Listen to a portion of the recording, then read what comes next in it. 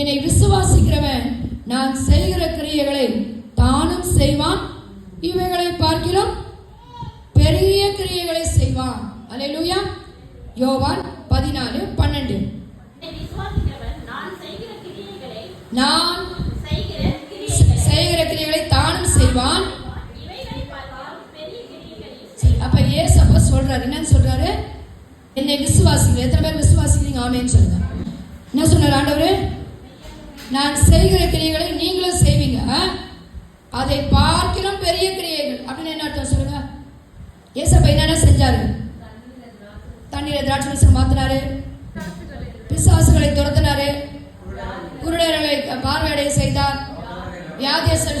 அப்ப ஆண்டவர் சொல்ற, நான் செஞ்சதெல்லாம் நீ செய்வேன்னு சொல்லல, நான் செய்ததையும் நீ செய்வாய், அதை பார்க்கிறோம். எல்லாம் பைபிள் எடுக்க அப்பதான் உங்களுக்கு தெரியும். அதை பார்க்கிறோம். நான் இதை உங்கள்கிட்ட கதை விடல, பைபிள் எடுத்துதான் சொன்னேன். இதை பார்க்கிறோம் பெரிய காரியங்களை செய்வேன். சரி, இதை சொன்னார செஞ்சார பைபிள்ல? அப்போஸ்தலர் 5:15-14 பாத்தீங்கன்னா, பேதுரு இயேசுடைய சீஷர். அவர் என்ன பண்ணாரா? அவர் ரோட்ல நடந்து போவாராம். அவர் நிழல் பட்டு வியாதியஸ்தர்கள் சொஸ்தமானார்கள். அல்லேலூயா. இன்னைக்கு உங்களுக்குள்ள ஒரு பவர். என்ன பவர்? அதான் வல்லமை. ஆண்டோடைய வல்லமை உனக்குள்ள வரணும். இயேசு சொன்னார், நீ என்னை காட்டிலும் பெரிய காரியம் செய்வார்ப்பான்னு சொன்னார். அப்ப இயேசு நிழல் பட்டு யாருக்கும் சுகமானதாக வேதம் சொல்லல.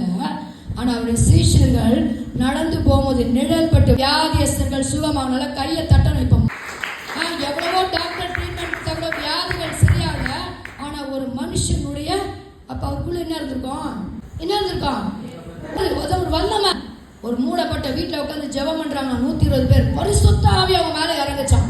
அந்த பரிசுத்த ஆவி அவருக்குள்ள இருக்கிறதுனால நடந்து போன அற்புதம் நடந்துச்சான். அப்ப இந்த நாள்ல கர்த்தர் என்ன உங்களுக்கு வாக்கு பண்ணியிருக்கிறார்?